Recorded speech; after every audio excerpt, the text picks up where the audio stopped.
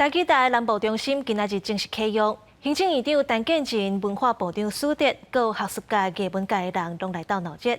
观光集团希望南部中心培养人才，传承台基文化，用在地角度做台基新闻、台基节目。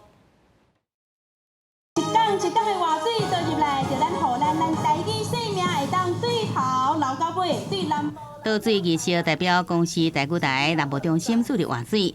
观光集团公司台基台南部中心拜六正式来启用。除了伫高雄，行政院长陈建仁、文化部长苏铁、高雄市长陈其迈拢到场来管理。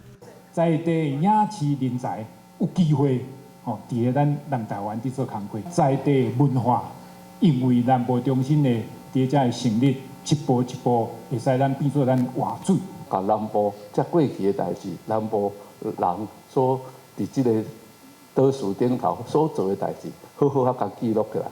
我感觉台基台上尾上好是，这是一个愿望啊，规个台总台应该是要囥伫南部啊。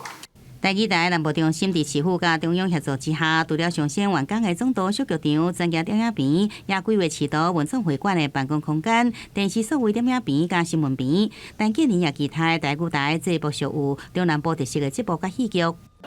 当然渐渐有这个台嘿，我相信这个南部的这个文化，渐渐会受到较大的重视。会讲闽南话的人相当多了，南部台的这样子的一个引导之下、带领之下，那我觉得是跨出很大的一步啦。